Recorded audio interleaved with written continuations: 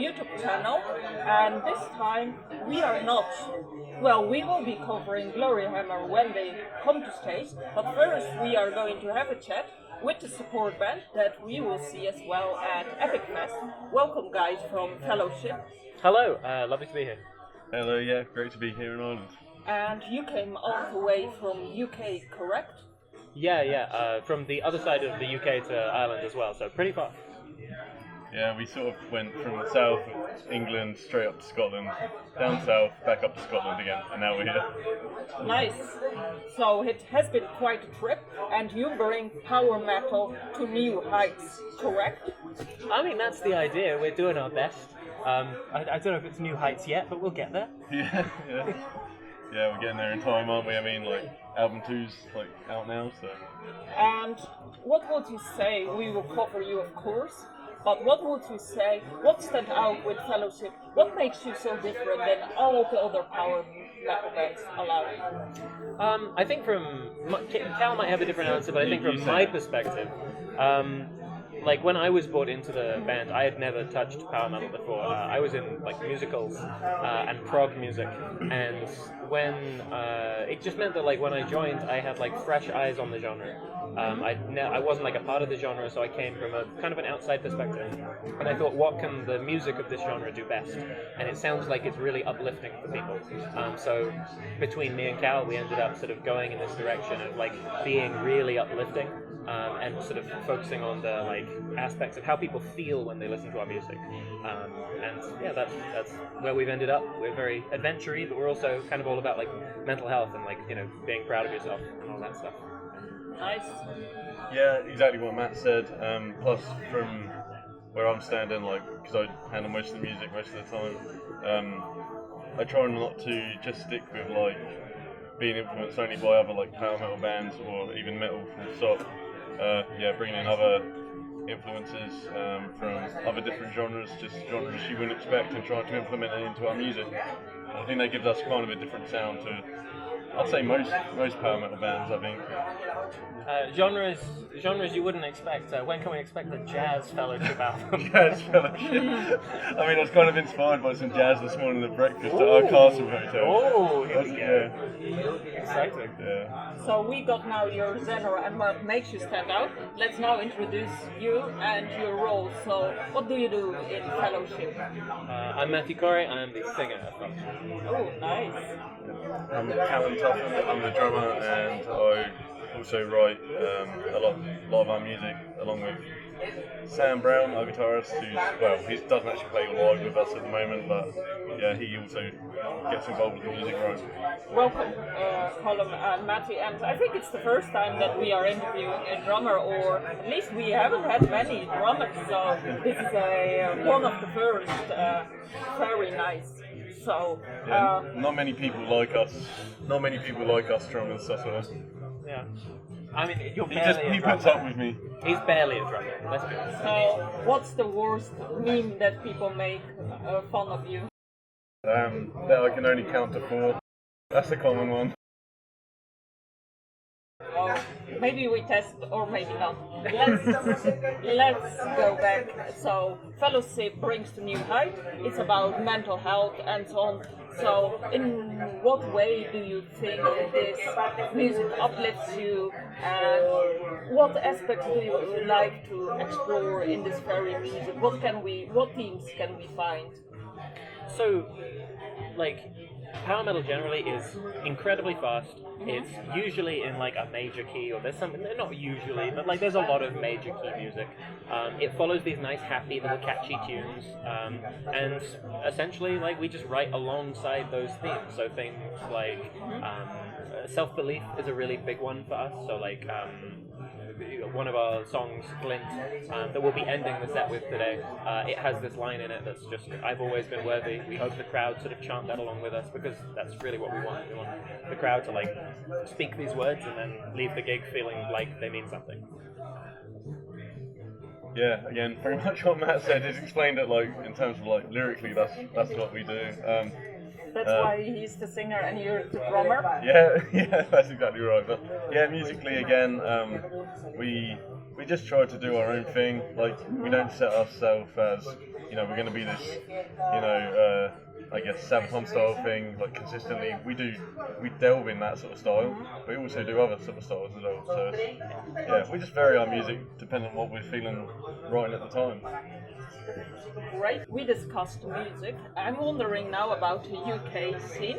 The UK scene seems to be more radio focused and much more extreme focused. At least that's my impression. So can you tell me about power metal in the UK and how does Fellowship like make something new, or maybe you're making something new?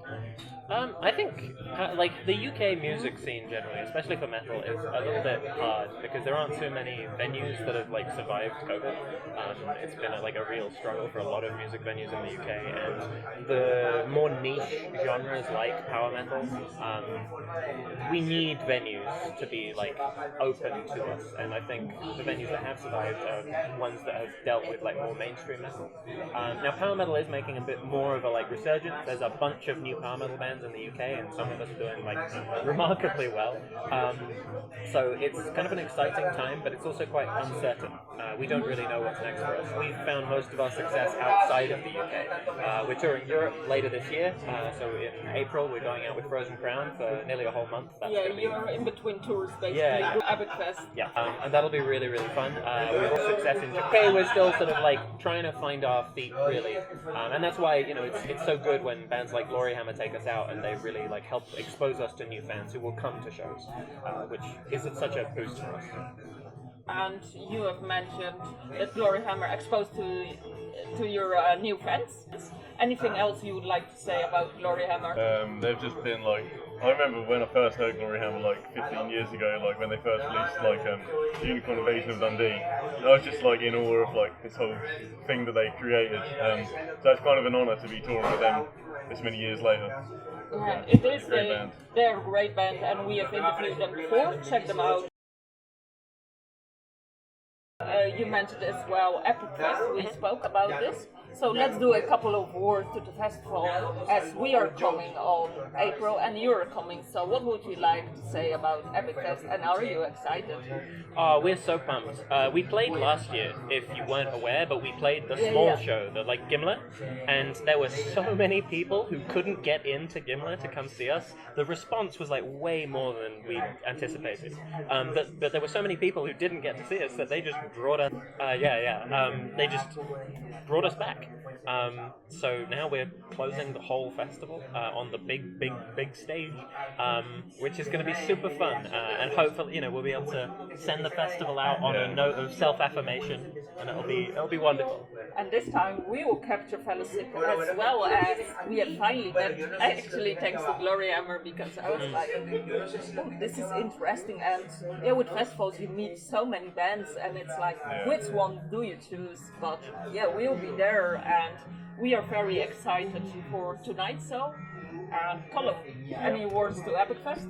It's just, in my opinion, currently, I don't know of any other festival in the world that is doing like a power metal fest like this.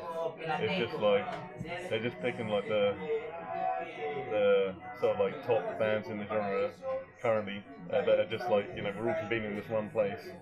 And it's just a great place to be, like everyone has a good time, the organisers are great, they know exactly what they're doing.